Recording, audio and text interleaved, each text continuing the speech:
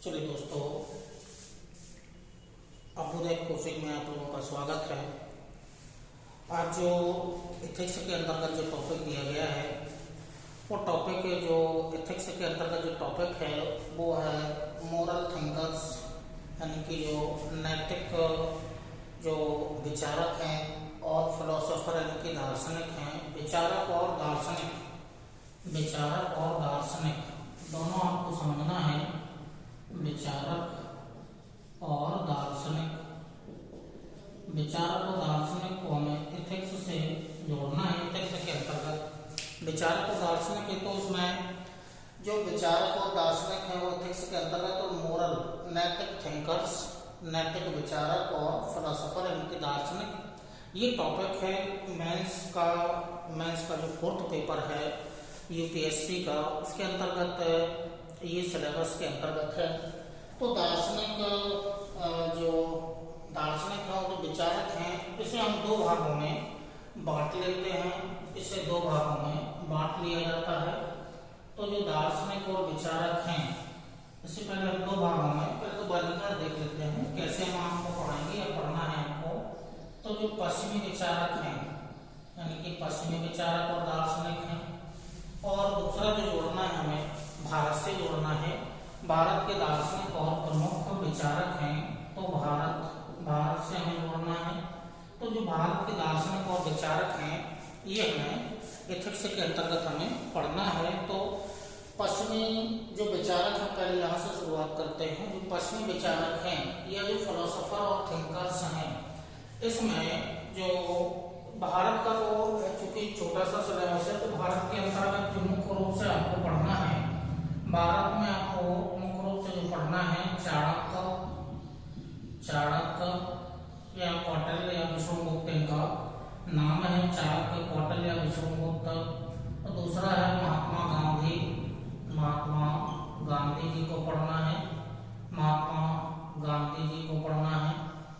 गांधी जी के अलावा स्वामी विवेकानंद,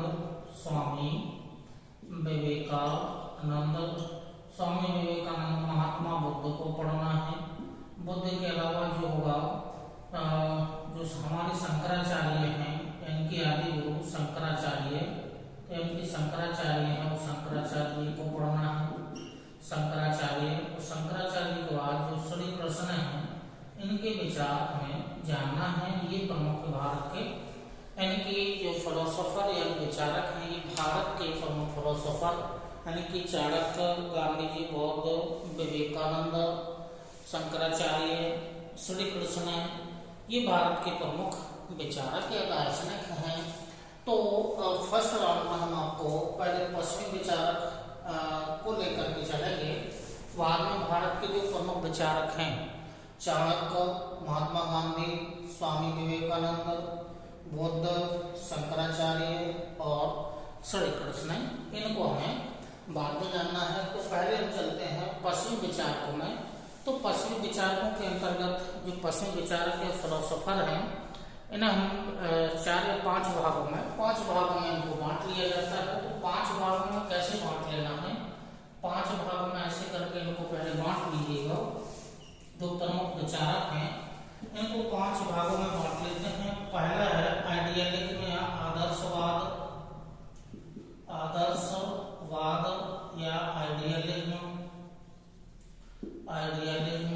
या आदर्शवाद, ठीक। और जो आदर्शवाद है, शुरुआत आदर्शवाद से होती है। और उसके बाद जो दूसरा विचार है वो है उदारवाद, यानी कि उदारवाद यानी कि लिबरलाइजेशन हो जाएगा। उदारवाद का विस्तार थोड़ा सा ज्यादा है। उदारवाद के बाद जो अगला जो इसी क्रम में आएगा वो तीसरा होगा समतावाद, यानी कि समतावाद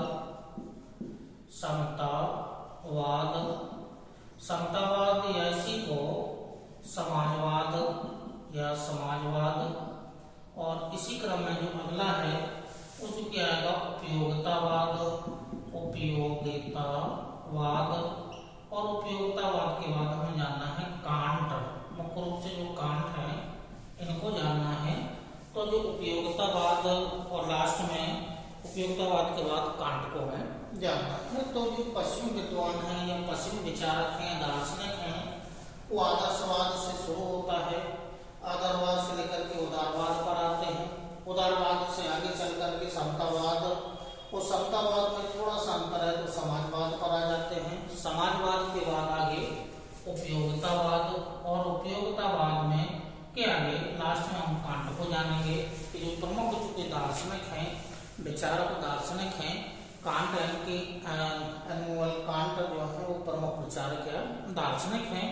तो जो आदर्शवाद है, आदर्शवाद यानी कि आइडियलिज्म, आदर्शवाद है, इसमें जो प्रमुख जो विचारक हैं, इन विचारकों के अंतर्गत जो मुख्य रूप से आएंगे जो प्लूटो, पहले इसका वर्गीकरण देख लेते हैं। प्लूटो यानी कि प्लूटो हैं, अरस्तु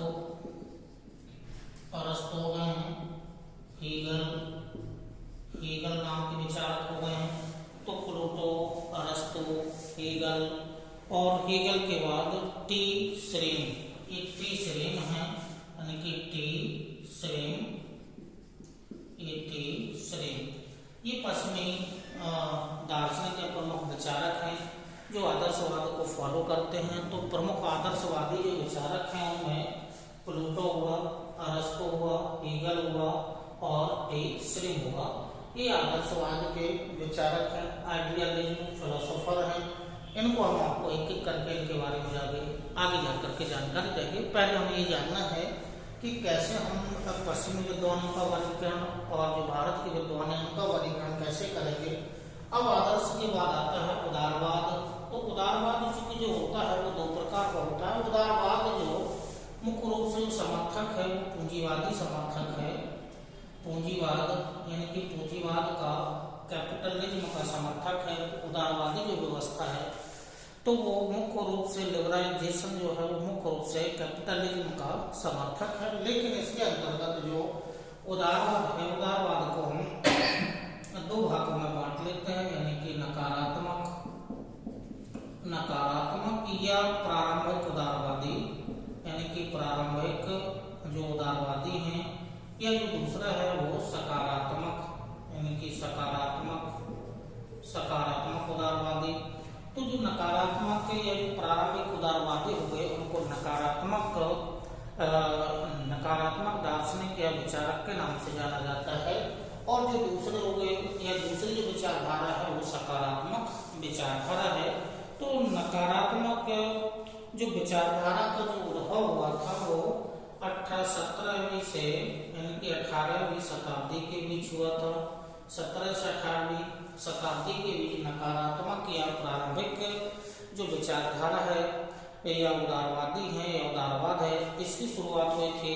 तो 17-18वीं शताब्दी में इसकी शुरुआत हुई थी, और इसके अंतर्गत जो मुख्य रूप से जो फिलोसोफर आते हैं या जो दार्शनिक आते हैं इसके अंतर्गत कि प्रारंभिक या नकारात्मक उदारवादी या उदारवाद, इसमें मुख्य रूप से एडम स्मिथ का आप लोगों ने नाम सुना ही होगा। एडम स्मिथ, ये एडम स्मिथ यानी कि प्रमुख उदारवादी हैं, प्रारंभिक उदारवादी हैं। उसके बाद जो आते हैं वो जर्मी बेंथम, ये जर्मी बेंथम के बाद जो प्रारंभिक उदारवादी हैं उसमें जॉन लॉक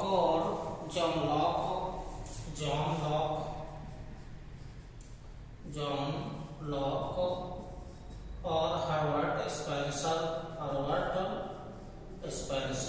ये प्रारंभिक उदारवादी हैं।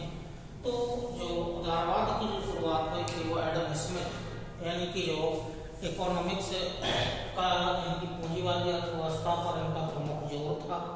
तो नकारात्मक या प्रारंभिक उदारवादियों के अंतर्गत जो प्रमुख फिलोसोफर या जो प्रमुख दार्शनिक हैं उसमें Adam Smith, जर्मी Bentham, John Locke और हर्बर्ट स्पेंसर, ये प्रारंभिक उदारवादी विचारक या दार्शनिक हैं। इसी क्रम में आगे जो सकारात्मक जो उदारवादी हैं उसमें एक प्रमुख आते हैं जिनका नाम है J.S. मिल। और इस विचारधारा का जो प्रारंभ हुआ 19वीं से 20वीं शताब्दी में इसका प्रारंभ हुआ। और इसके जो प्रमुख विचारक हैं, इन विचारकों में मुख्य रूप से J.S. मिल, ये J.S. मिल का नाम प्रमुख रहता है। तो जो सकारात्मक विचारधारा है, उदारवादी है, उसके अंतर्गत J.S. मिल का प्रमुख स्थान है। और 19वीं से 20वीं शताब्दी में इसका प्रारंभ हुआ था, यानी कि सकारात्मक उदारवादी व्यवस्था प्रारंभ हुई थी। तो उदारवाद का मुख्य रूप से जो उदारवादी हैं, उदारवाद का मुख्य रूप से जो उनका उद्देश्य है, उदारवादियों का जो मुख्य रूप से उद्देश्य है, उदारवादियों का उद्देश्य मुख्य रूप से जो उद्देश्य है, यानी कि कल्याणकारी राज्य की स्थापना करना। तो इनका जो मुख्य उद्देश्य है, वंचित वर्ग का शोषण नहीं, जो मुख्य उद्देश्य है वंचित वर्ग का शोषण नहीं किया जाना चाहिए, एक बात इनका मुख्य उद्देश्य है। दूसरा, कल्याणकारी वेलफेयर, कल्याणकारी राज्य की स्थापना होना चाहिए, कल्याणकारी राज्य की स्थापना होना चाहिए। और जो तीसरा जो इनका मुख्य उद्देश्य है, न्यूनतम राज्य का जो न्यूनतम हस्तक्षेप होना चाहिए। तो राज्य का यानी कि न्यूनतम हस्तक्षेप होना चाहिए। तो न्यूनतम हस्तक्षेप होना चाहिए। तो ये जो उदारवादी जो विचारधारा है, उदारवादी विचारधारा के अंतर्गत जो नकारात्मक प्रारंभ नकारात्मक हुई थी। उदारवादी जो व्यवस्था जो मुख्य रूप से पूंजीवादी व्यवस्था की यानी कि पूंजीवादी अर्थव्यवस्था को फॉलो करती है, इसमें नकारात्मक और सकारात्मक है। जो उदारवादी हैं, ये जो उदारवादी जो व्यवस्था है, उसमें इस व्यवस्था के 3 मुख्य उद्देश्य हैं। वंचित वर्ग का शोषण नहीं होना चाहिए, वंचित वर्ग का शोषण नहीं होना चाहिए। तो दूसरा जो मुख्य उद्देश्य है, कल्याणकारी राज्य की स्थापना होनी चाहिए। तीसरा मुख्य उद्देश्य है, न्यूनतम हस्तक्षेप होना चाहिए। तो ये उदारवादी व्यवस्था के प्रमुख कैरेक्टरिस्टिक हैं, यानी कि प्रमुख लक्षण हैं। इन्हीं 3 मुख्य उद्देश्यों पर उदारवादी व्यवस्था की समाहित है। तो अब इसी क्रम में प्रारंभ नकारात्मक, जिसके प्रमुख एडम्स में जेरेमी बेंथम, जॉन लॉक और हर्बर्ट स्पेंसर हैं। इसी क्रम में 19वीं से 20वीं शताब्दी में सकारात्मक विचारधारा का प्रारंभ हुआ, जिसके प्रमुख जो विचारक या जो दार्शनिक हैं वो J.S. मिल हैं। इसी क्रम में जो उदारवादी हैं, उनका मुख्य उद्देश्य क्या है, उनके 3 मुख्य उद्देश्य हैं। इसी क्रम में आगे जो उदारवादी हैं, उदारवाद से जो आगे चलेंगे इसी क्रम में, तो जो तीसरा है वो समतावाद या जो यानी कि जो समतावाद है, इसी क्रम में आगे चलेंगे। तो जो उदारवादी से आगे चलेंगे, तो उदारवाद से आगे एलपीजी का विकास हुआ। इसी क्रम में आगे एलपीजी यानी कि लिबरलाइजेशन, प्राइवेटाइजेशन एंड ग्लोबलाइजेशन। तो ये जो है वो मुख्य रूप से यानी कि उदारीकरण, दूसरा है यानी कि निजीकरण, प्राइवेटाइजेशन, निजीकरण।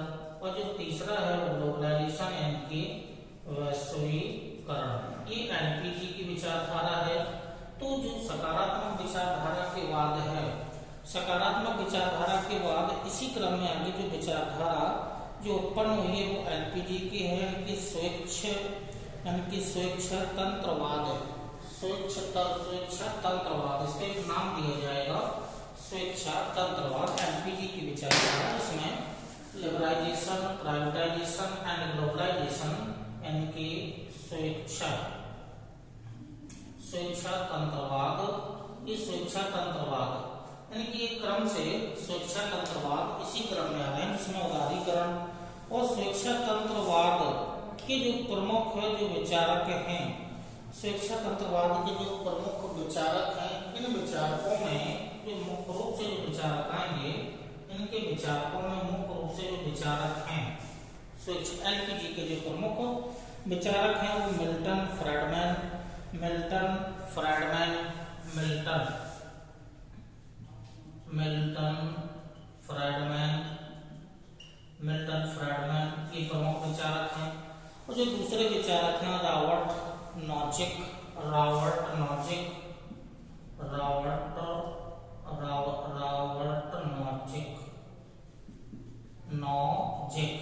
रॉबर्ट नॉजिक हैं। इसी क्रम में जो अगले विचारक हैं वो एफ ए हैक,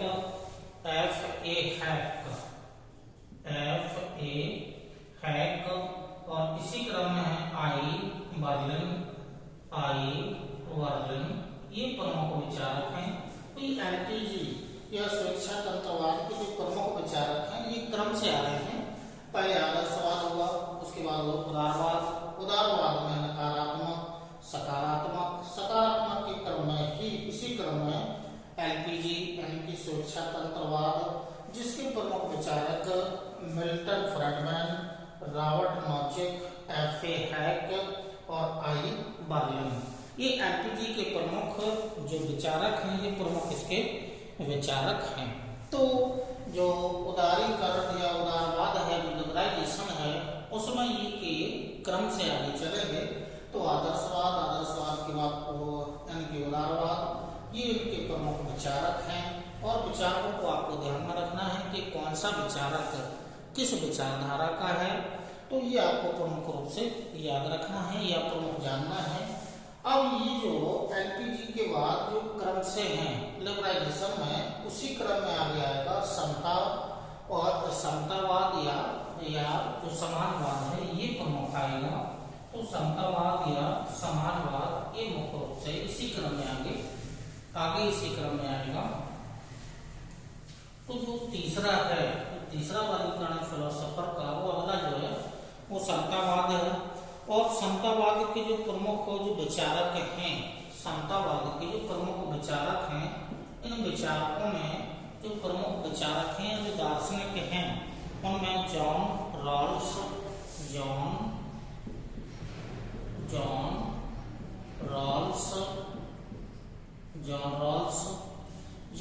के आगे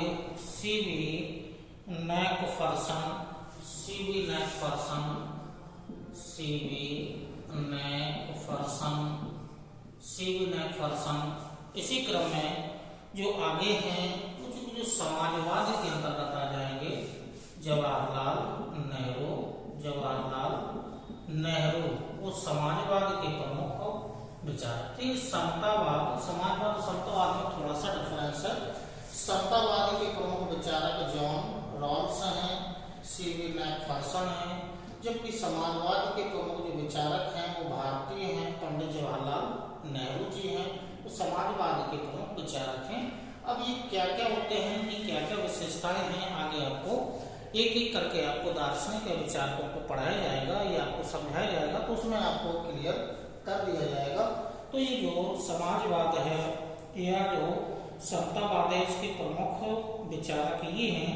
और इसी के बाद में आगे आएगा जो उपयोगितावाद के जो प्रमुख विचारक हैं, इन विचारकों में दो विचारकों का नाम प्रमुख है। एक विचारक हैं जे बेंथम जो कि आदर्शवाद में भी थे, जे बेंथम। और जो दूसरा नाम है वो जे.एस. मिल, इसके पहले भी आए थे जे.एस. मिल। तो ये उपयोगितावाद के प्रमुख दो विचारक हैं। और इसी क्रम में आगे जो आपको आएंगे वो जो अगले जो विचारक हैं वो मुख्य रूप से उपयोगितावाद के बाद कांट, इमैनुअल कांट, इनको आपको पूरा मुख्य रूप से कांट को पढ़ना ही है। तो ये जो वेस्टर्न जो फिलोसोफर या जो थिंकर्स हैं ये इनका वर्गीकरण है। तो क्रम से आदर्शवाद, बीच में जो आया था वो उदारवाद यानी कि उदारवाद के बाद समतावाद, उपयोगितावाद और लास्ट में आपको कांट को जानना है। तो ये एथिक्स के अंदर मोरल थिंकर्स एंड फिलोसोफर ये वर्गीकरण है। वेस्टर्न जो फिलोसोफर हैं या जो थिंकर्स हैं इनका क्लासिफिकेशन है। इसी क्रम में ये जो क्रम आपका बन जाएगा, इसी क्रम में आपको भारत में आना है। तो भारत में जो प्रमुख थिंकर्स एंड जो फिलोसोफर्स हैं वो क्या क्या है, क्या क्या इन्होंने कौन कौन सी थ्योरीज अपनी दी हैं। तो पहले भारत को हम बाद में इसको देखेंगे। पहले हम वेस्टर्न के जो प्रमुख जो थिंकर्स हैं, जो फिलोसोफर हैं, उनको एक एक करके आपको की जानकारी दे रहे हैं, एक एक करके क्रम से आपको दे रहे हैं। भारत में फिर बाद में देखेंगे। तो ये जो वेस्टर्न जो फिलोसोफर हैं वो कौन कौन से हैं, उनके अब कौन से किस थ्योरी से जुड़ा हुआ है वर्गीकरण आपको दे दिया गया है। इसी क्रम में एक एक करके जो प्रमुख फिलोसोफर्स हैं वो प्रमुख फिलोसोफर को जानते हैं, किसने क्या क्या कहा है एथिक्स नीति शास्त्र के अंतर्गत। तो जो पहले थिंकर्स हैं उसमें प्लूटो प्रमुख विचारक हैं। ये प्लूटो प्रमुख विचारक हैं। तो जो प्लूटो है ये वेस्टर्न जो पश्चिमी जो विचारक हैं, प्रमुख दार्शनिक हैं। ये जो प्लूटो हैं, प्लूटो चूंकि इन्होंने पुस्तक लिखी थी, जो बुक का नाम है, जो इन्होंने प्रमुख पुस्तक लिखी थी, जो भी अपनी थ्योरी दी गई है इसी पुस्तक में दी गई है।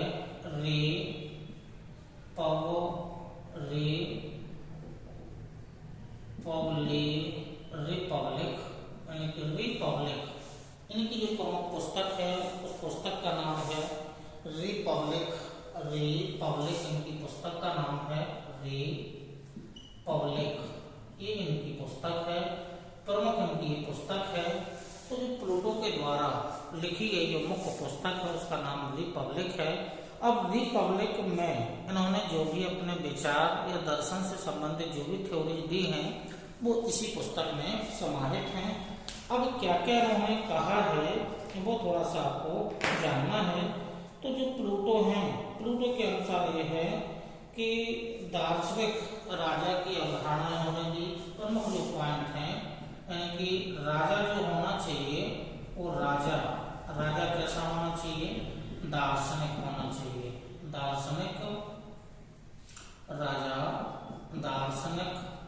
राजा दार्शनिक होना चाहिए।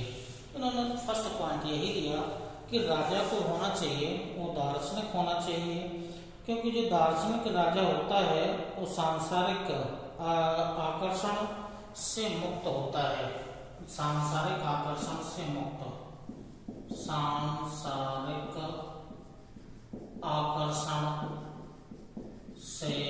मुक्त होता है। पर इनको देख लीजिएगा कौन कौन से इन्होंने प्रमुख पॉइंट दिए हैं। सांसारिक राजा होना चाहिए, दार्शनिक होना चाहिए, क्यों होना चाहिए वो आगे आपको बताया जाएगा। सांसारिक आकर्षण से मुक्त होना चाहिए जो राजा है, और न्याय का सद्गुण समाहित होना चाहिए। न्याय का सद्गुण, राजा में ये न्याय का सद्गुण समाहित होना चाहिए। तो प्लूटो के अनुसार ये प्रमुख पॉइंट हैं, और इनके अनुसार जो है प्लूटो के अनुसार ये प्रमुख 3 गुण है। राजा को दार्शनिक होना चाहिए, क्योंकि इनके अनुसार ये है कि यदि राजा व्यापारी होगा तो वो राज्य को यानी कि लाभ हेतु राज्य को लूट सकता है। तो राजा को दार्शनिक होना चाहिए, व्यापारी नहीं होना चाहिए। यदि व्यापारी होगा तो अपने हित को देखते हुए, अपने लाभ को देखते हुए वो राज्य को लूट सकता है। तो इसलिए प्लूटो के अनुसार व्यापारी नहीं होना चाहिए, राजा को दार्शनिक होना चाहिए। और यदि वह योद्धा होता है, योद्धा भी नहीं होना चाहिए राजा को, क्योंकि एक डर का या साम्राज्यवाद की नीति का अनुसरण कर सकता है, तानाशाह कर सकता है। इसलिए राजा को क्या होना चाहिए, दार्शनिक होना चाहिए। ये दार्शनिक होना चाहिए राजा को। तो प्लूटो के अनुसार राजा को दार्शनिक होना चाहिए, क्योंकि दार्शनिक जो होता है वो धर्म से जोड़ करके राज्य को चलाता है, और राजा सांसारिक आकर्षण से मुक्त होता है। दार्शनिक जो होता है वो उसे जो लाभ लोभ ये सब जो चीजें होती हैं इनसे उसे, क्योंकि वो इनसे मुक्त होता है, सांसारिक आकर्षण तफावत नहीं होता, इन सबसे ऊपर उठकर वो राज्य की देखभाल करता है, तो उसे भौतिक जो आकर्षण है उसे वो भौतिक आकर्षण से मुक्त रहता है एक दार्शनिक, तो वो राज्य के लिए कल्याणकारी राज्य की स्थापना कर सकता है, अपने नागरिकों को बहुत सारी सुख सुविधाएं प्रदान कर सकता है। तो राजा को व्यापारी योद्धा नहीं होना चाहिए, राजा को दार्शनिक होना चाहिए और न्याय का सद्गुण उसमें समाहित होना चाहिए। तो प्लूटो के अनुसार जो उन्होंने अपनी रिपब्लिक की पुस्तक लिखी है, इसमें ये प्रमुख पॉइंट उनके द्वारा दिए गए हैं। तो ये प्लूटो के अनुसार दिए गए प्रमुख करैक्टर हैं जो एक राजा के पास होना चाहिए। तो राजा को दार्शनिक होना चाहिए, प्लूटो के अनुसार ये ऐसा होना चाहिए। तो जो प्लूटो प्रमुख जो पश्चिमी विचारक हैं उनके अनुसार राजा को दार्शनिक होना चाहिए। अब जो प्लूटो के अनुसार तो ये हो गया है, ठीक है। तो प्लूटो में आपको 3-4 पॉइंट आराम से लिख सकते हैं कि प्लूटो के अनुसार राजा को दार्शनिक होना चाहिए, राजा को न्यायप्रिय होना चाहिए, यानी कि न्याय का राजा में सद्गुण समाहित होना चाहिए। यदि न्यायप्रिय राजा होगा तो उसकी जनता जो होगी या जो उसके नागरिक होंगे, राज्य के नागरिक, वो हमेशा सुखी रहेंगे। तो दार्शनिक राजा को होना चाहिए। तो ऐसे करके आप मेंस की दृष्टि से आप 4 से 5 पॉइंट आप आराम से प्लूटो के बारे में आप लिख सकते हैं। तो आप प्लूटो के आगे जो अगले जो प्रमुख जो विचारक हैं वो है अरस्तु। प्लूटो के बाद अरिस्टोटले या अरस्तु, ये प्रमुख पश्चिमी विचारक हैं। ये अरस्तु हैं। तो अरस्तु जो प्रमुख जो पश्चिमी दार्शनिक हैं उनके अनुसार है कि राज्य वह संस्था है जो व्यक्ति को व्यक्ति बनाती है, यानी कि राज्य व्यक्ति को व्यक्ति बनाती है, यानी कि व्यक्ति को व्यक्ति बनाने वाली संस्था कौन सी है? बनाने वाली संस्था राज्य है। राज्य व्यक्ति को व्यक्ति बनाती है, तो व्यक्ति को व्यक्ति बनाती है और राज्य एक नैतिक संस्था है। तो राज्य है वो राज्य क्या है? एक नैतिक संस्था है,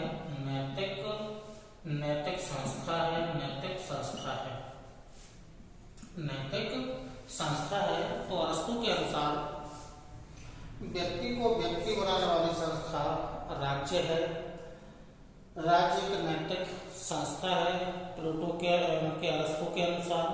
और राज्य मूल संस्था है जिसे समाज नैतिक रास्ते पर चल सके, यानी कि जो समाज है वो समाज नैतिक रास्ते पर चल सके, ऐसी संस्था है। नैतिक रास्ते पर समाज नैतिक रास्ते पर चल सके, वो संस्था कौन सी है? वो संस्था राज्य है।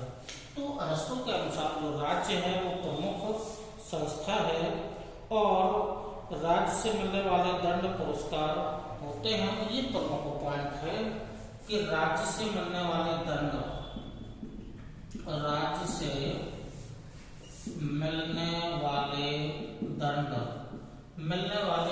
जो होते हैं वो क्या होते हैं? वो पुरस्कार होते हैं। तो ये अरस्तु के अनुसार प्रमुख ये विचार हैं राज्य के बारे में। तो व्यक्ति को व्यक्ति बनाने वाली संस्था का नाम क्या है? राज्य है। यानी व्यक्ति में जो गुण होना चाहिए वो जो उन गुणों का विकास करने वाली अपने पैसे पर राज्य अपने पैसे खर्च करके व्यक्ति को व्यक्ति बनाती है, वह संस्था कौन सी है? वह संस्था राज्य है। तो व्यक्ति में कौन कौन से गुण होना चाहिए कि व्यक्ति भ्रष्टाचार ना करे, व्यक्ति ईमानदारी रहे, व्यक्ति यानी कि जवाबदेही उसमें हो, सहानुभूति उसमें हो। तो ऐसा व्यक्ति में ये गुण होना चाहिए। व्यक्ति का मतलब वही कर्मचारी में ये गुण होना चाहिए। राज्य के कर्मचारी में ये गुण होना चाहिए। कर्मचारी राज्य के कर्मचारी में वो गुण होना चाहिए कि जिससे एक राज्य विकास कर सके। तो व्यक्ति में जो गुण होते हैं तो ईमानदारी का गुण होगा, जवाबदेही का, सहानुभूति का, पारदर्शिता का। ये गुण सिखाता कौन है? ये गुण सिखाता है राज्य। तो व्यक्ति कौन बनाता है? राज्य बनाता है। तो ये संस्था है और राज्य एक नैतिक संस्था है ही। तो नैतिक जो गुण है वो राज्य देता है। समाज नैतिक रास्ते पर चल सके ऐसा राज्य ही सिखाता है। और सबसे इम्पोर्टेंट है राज्य से मिलने वाले दंड यानी कि पुरस्कार होते हैं। राज्य से मिलने वाले दंड पुरस्कार होते हैं। तो राज्य से मिलने वाले जो दंड पुरस्कार होते हैं ऐसा अरस्तु ने कहा है, जो पश्चिमी दार्शनिक या विचारक हैं। तो अरस्तु के अनुसार कि जो व्यक्ति को राज्य के द्वारा दिए जाने वाले दंड वो व्यक्ति के लिए एक प्रकार से पुरस्कार ही होते हैं, यानी कि मिलने वाले दंड पुरस्कार होते हैं और इससे व्यक्ति का विकास होता है। जैसे मान लीजिएगा कि आप रोड पर जा रहे हैं और हेलमेट आप नहीं लगाए हैं, 3 लोगों को बैठा करके चला रहे हैं, या कोई नाबालिग जो गाड़ी चला रहा है तो उसका चालान कर दिया जाता है। तो चालान करने का मतलब ये है कि आपको एक दंड दिया गया है और दंड देने का मतलब है कि अगली बार आप यह सीख जाएंगे कि यदि हमें मोटरसाइकिल या कोई बाइक चलानी है तो हमें सबसे पहले इनके हेलमेट लगाना होगा, अदरवाइज अगली बार भी चालान कट सकता है। इसी क्रम से आपको सीट बेल्ट लगाना होगा, अदरवाइज आपका चालान कट सकता है। तो ये जो राज्य ने व्यक्ति को दंड दिया है वो उसको सिखाने के लिए दिया गया है कि अगली बार से आप ऐसी गलती ना करें। तो एक प्रकार से उसको पुरस्कार दिया गया है। पुरस्कार का मतलब है कि व्यक्ति में वह गुण विकसित कर दिया गया है कि अगली बार से आपको हेलमेट, सीट बेल्ट या जो भी आप गलतियां करते हैं उसके लिए जो राज्य आपको दंड देती है वो पुरस्कार के रूप में देती है, कि ताकि व्यक्ति का व्यक्तित्व यानी कि व्यक्तित्व का विकास हो सके। तो अरस्तु के अनुसार जो राज्य है, राज्य ही सर्वोपरि है। तो अरस्तु के अनुसार ये प्रमुख इनके विचार हैं, ये प्रमुख इनके दार्शनिक विचारधाराएं हैं। तो अरस्तु के अनुसार ये प्रमुख पॉइंट हैं। इसी क्रम में जो अरस्तु के बाद जो अगले विचारक हैं वो हीगल नाम के विचारक हैं। हीगल प्रमुख विचारक हैं। हीगल जर्मनी के निवासी थे। हीगल, तो जो हीगल नाम के जो विचारक हैं, हीगल, ठीक है, हीगल जो नाम के विचारक हैं, हीगल, तो जो हीगल थे वो जर्मनी देश के निवासी थे। जर्मनी देश के निवास करने वाले फिलोसोफर या थिंकर्स हैं। और हीगल के अनुसार जो प्रमुख विचार दिए गए हैं, यानी कि विचारों का विकास द्वंद्व से होता है। पहला जो उनका पॉइंट है, विचारों का विकास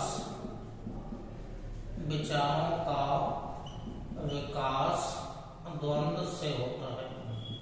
द्वंद्व से होता है, ये प्रमुख इनका इम्पोर्टेंट पॉइंट है। यानी कि जब तक द्वंद्व नहीं होगा तब तक विचारों का विकास नहीं होगा। यानी कि नेगेटिव और पॉजिटिव दोनों होना चाहिए। नेगेटिव और पॉजिटिव दोनों पॉइंट आपके विचार में होना चाहिए, तभी यानी कि विचारों का द्वंद्व होगा तभी जाकर के यानी कि विचारों का विकास होता है। तो विचारों का विकास द्वंद्व से होता है, यानी कि सकारात्मक और नकारात्मकता से होता है। तो ये इनका प्रमुख पॉइंट था।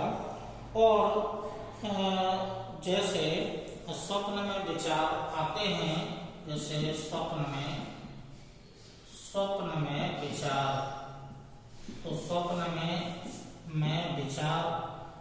में विचार आना, ठीक है, स्वप्न में विचार आना, तो ये भौतिकवादी नहीं है, इनकी भौतिक नहीं है। यानी कि जब तक स्वप्न आता है तब तक जो विचार होते हैं वो सही होते हैं और स्वप्न टूट जाने के बाद वो प्रत्यक्ष नहीं बचते हैं, उनकी भौतिक रूप से दिखाई नहीं देते हैं। तो जब तक स्वप्न आता है तब तक विचार प्रत्यक्ष होते हैं।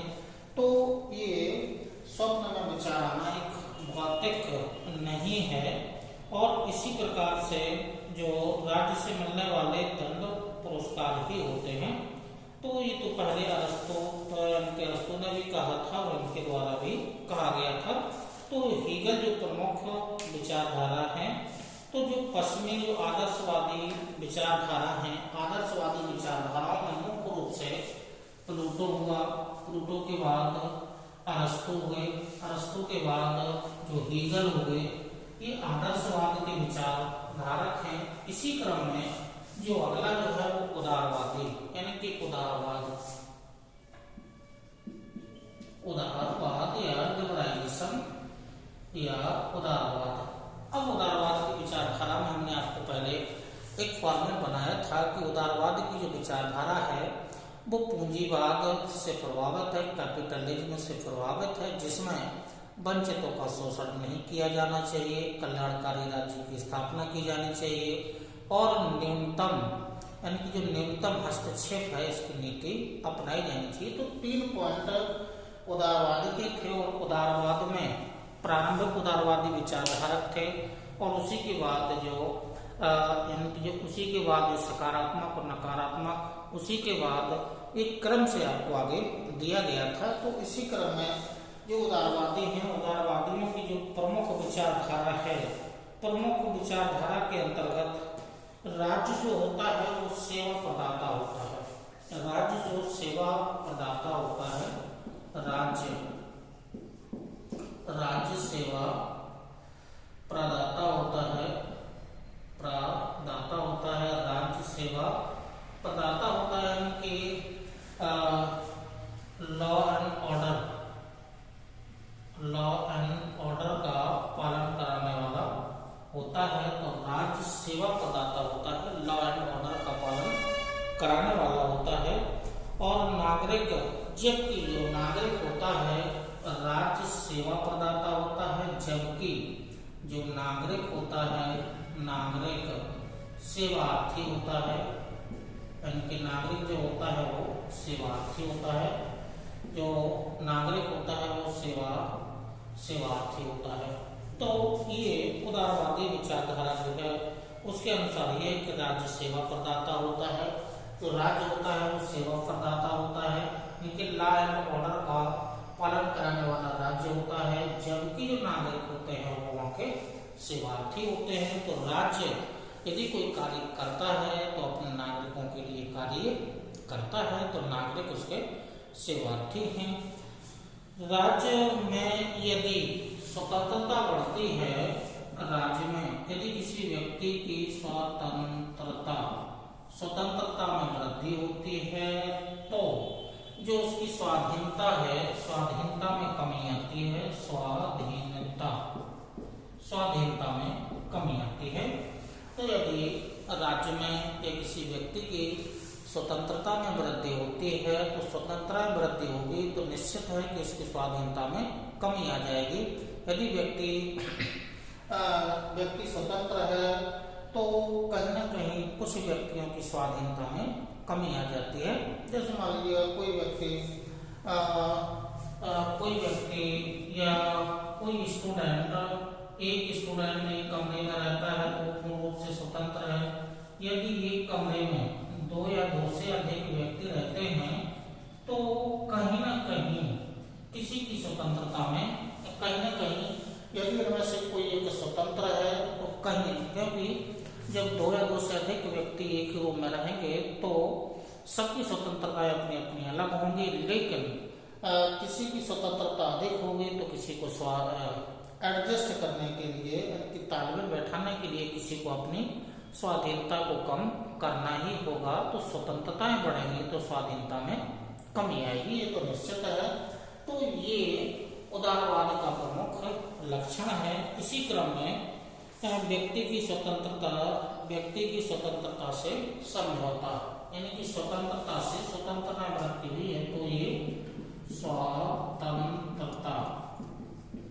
स्वतंत्रता से समझौता करना होगा, ठीक है, तभी जाकर के ये दोनों चीजें बराबर आ सकती हैं। कि स्वतंत्रता में समझौता होगा तो स्वतंत्रता बराबर स्वाधीनता के हो जाएगा, स्वतंत्रता बराबर स्वाधीनता हो जाएगा।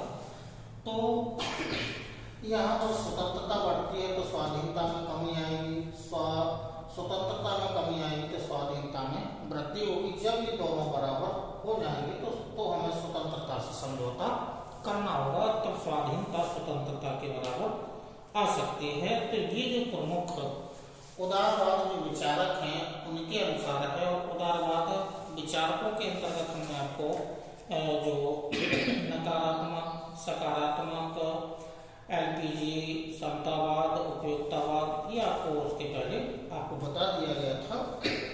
तो अब उदारवाद के बाद जो अगला जो विचारधारा है वो समतावाद या समाजवाद, समतावाद या समाजवाद एक ही बात है। तो समतावाद या समाजवाद, समतावाद या समाजवाद, ये विचारधारा इनकी संसाधनों का बंटवारा समान रूप से होना चाहिए। यानी कि जिसके पास संसाधनों का संसाधन अधिक हैं, यानी कि उन लोगों से संसाधन छीन करके जिनके पास संसाधन नहीं है उनमें समान रूप से बांट देने की जो विचारधारा है वो समतावाद या समाजवाद की विचारधारा। यानी कि संसाधनों पर सभी का समान रूप से अधिकार, ना कोई ज्यादा धनी हो ना कोई ज्यादा यानी कि गरीब हो। समता या समानतावाद की ये विचारधारा है कि संसाधनों पर सभी का समान अधिकार होना चाहिए। तो समतावाद की विचारधारा है। तो समतावाद की विचारधारा के जो प्रमुख जो करैक्टर हैं वो करैक्टर में सबसे पहले है वितरणमूलक न्याय। पहला जो पॉइंट है वितरणमूलक न्याय, वितरणमूलक न्याय की प्रधानता होना चाहिए। वितरणमूलक, पहला जो पॉइंट है वो वितरणमूलक न्याय होना चाहिए। यानी कि संसाधनों का समान या न्यायपूर्वक वितरण हो। यानी कि समतामूलक न्याय का मतलब है कि संसाधनों का समान वितरण या न्यायपूर्ण वितरण किया जाना चाहिए। ये समतामूलक जो समाजवाद है, इस समतामूलक समाजवाद का मुख्य संसाधनों का समान वितरण या संसाधनों का न्यायपूर्ण वितरण होना चाहिए। ऐसी विचारधारा को नाम दिया जाता है समतामूलक या वितरणमूलक न्याय, इसको नाम दिया जाता है। तो ये पहला पॉइंट है। दूसरा पॉइंट है कल्याणकारी राज्य की स्थापना होना चाहिए। कल्याणकारी राज्य की स्थापना, कल्याणकारी राज्य की स्थापना, ये समतावाद या समाजवाद का अगला मुख्य पॉइंट है। यानी कि वंचितों को मुख्य धारा में लाना। कल्याणकारी राज्य की स्थापना का मतलब होगा वंचित वर्ग को मुख्य धारा में लाना, ये प्रमुख विचार है। तो कल्याणकारी राज्य की स्थापना का मतलब है वंचित वर्ग को मुख्य धारा में लाना या मुख्य धारा से जोड़ना, ये प्रमुख। और लास्ट में जो है इसका भ्रष्टाचार से वितरणमूलक समाज की स्थापना की जा रही है। तो भ्रष्टाचार से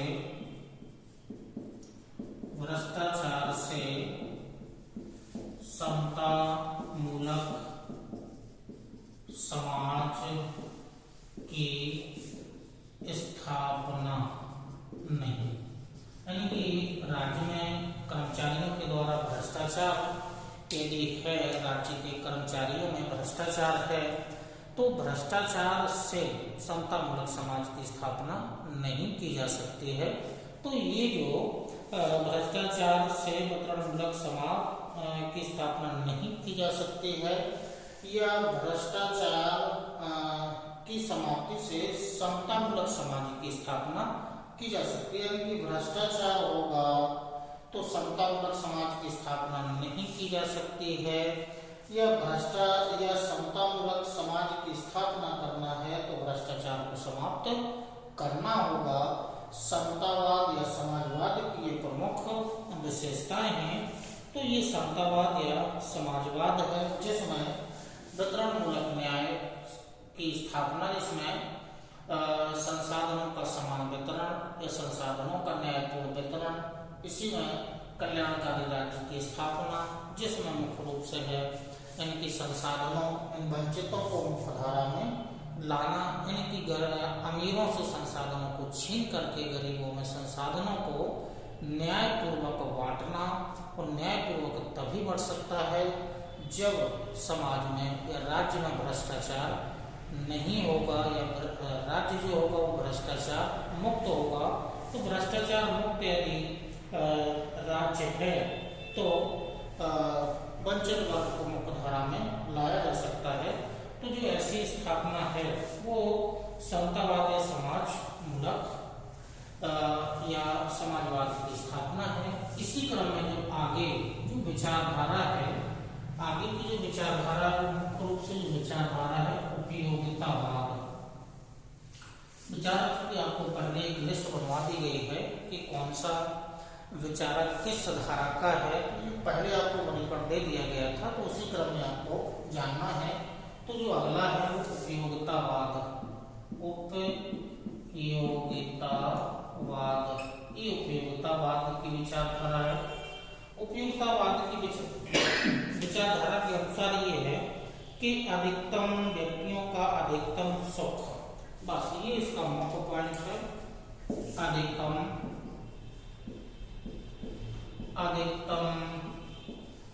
व्यक्तियों का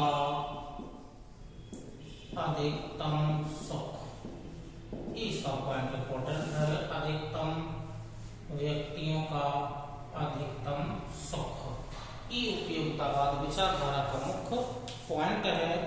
और एजेंट जो होता है यानी कि जो वितरण, राज्य के कर्मचारी, यानी कि जो वितरण होता है, यानी कि मुख्य रूप से जो राज्य के कर्मचारी हैं, कर्मचारी को कैसा होना चाहिए? ईमानदार होना चाहिए। ईमानदार यदि व्यक्ति होगा, कर्मचारी होगा, तो वहां पर ईमानदार होगा तो भ्रष्टाचार मुक्त होगा। और जब भ्रष्टाचार मुक्त होगा तो उसमें जो भ्रष्टाचार मुक्त होगा तो जो अधिकतम जो लाभ होगा वो लाभ अधिक होगा। जब लाभ अधिक होगा तो सुख की प्राप्ति अधिक होगी। तो राज्य के कर्मचारियों को ईमानदार होना चाहिए। यदि ईमानदार कर्मचारी है तो संसाधनों का समान वितरण होगा, अधिकतम व्यक्तियों का अधिकतम लाभ होगा। जब लाभ होगा तो भ्रष्टाचार मुक्त होगा, तभी लाभ ज्यादा होगा। लाभ ज्यादा होगा तो उस व्यक्ति, उस राज्य को सुख की प्राप्ति अधिक होगी। तो ईमानदारी अधिक है तो सुख की प्राप्ति अधिक होगी, यानी कि ईमानदारी अधिक है, यानी कि ईमानदार अधिक है तो सुख की प्राप्ति भी कैसे होगी? सुख की प्राप्ति भी अधिक होगी। तो ये सीधा सा फॉर्मूला है। तो राज्य के कर्मचारियों को ईमानदार होना चाहिए। उपयोगितावाद का प्रमुख सिद्धांत है। अब उपयोगितावाद के बाद उपयोगितावाद का ये प्रमुख स्टेटमेंट है, अधिकतम व्यक्तियों का अधिकतम सुख। अब कैसे अधिकतम सुख की प्राप्ति होगी ये आपको डायग्राम के माध्यम से बताया गया है। इसी क्रम में जो ये चार विचारधाराएं हैं, इसी विचारधारा में जो आगे हैं वो मुख्य रूप से कांट, जो विचारक हैं वो कांट को आप मुख्य रूप से कांट आगे भी आपको पढ़ना है, लेकिन यहाँ थोड़ा सा कांट के बारे में देख लीजिएगा। तो कांट है यानी कि इमैनुअल कांट, ठीक है, कांट है, इनको थोड़ा सा भी देख लीजिएगा। जो प्रमुख विचारक हैं, इनके अनुसार, क्योंकि इनके अनुसार इन्हें शायद लगता है कि भगवत गीता को पढ़ लिया होगा, तो कर्म का सिद्धांत इनका प्रमुख है। कर्म का सिद्धांत है। कर्म का सिद्धांत का मतलब वही है, भगवत गीता का जो सार है कि कर्म की वही क्या लेकर आए थे, क्या लेकर के जाओ, आज जो तुम्हारा है वो कल किसी और का है, परसों किसी और का होगा। ठीक है, आप जो दिया है वो सब यहीं से लिया है, जो दिया है वो यहीं से दिया है। तो ये जो गीता का सार है वो कर्म का सिद्धांत पर उन्होंने ज्यादा बल दिया है। तो यानी कि कर्म की चिंता मत करो, जो कुछ है वो सब कर्म के ऊपर निर्भर है।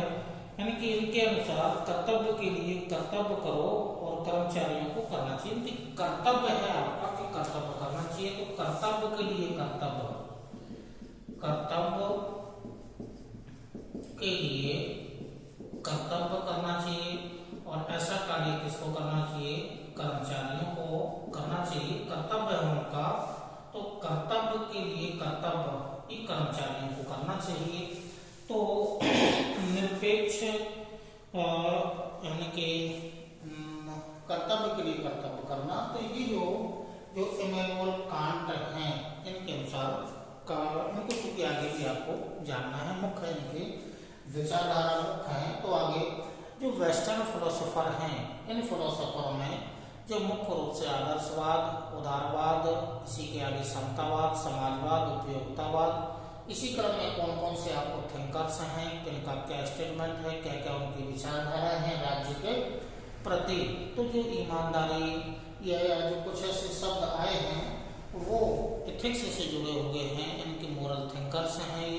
तो इसी क्रम में ये तो जो प्रमुख वेस्टर्न थिंकर्स हैं, वेस्टर्न थिंकर्स के क्या क्या विचार हैं तो उनके अनुसार हैं। इसी क्रम में आगे आपको, ये तो वेस्टर्न हो गए हैं, और वेस्टर्न में इसी क्रम में आगे आपको भारत के जो प्रमुख विचारक हैं, जिसमें चाणक्य हो गए, महात्मा गांधी जी हो गए, स्वामी विवेकानंद हो गए, महात्मा बुद्ध हो गए, ठीक है।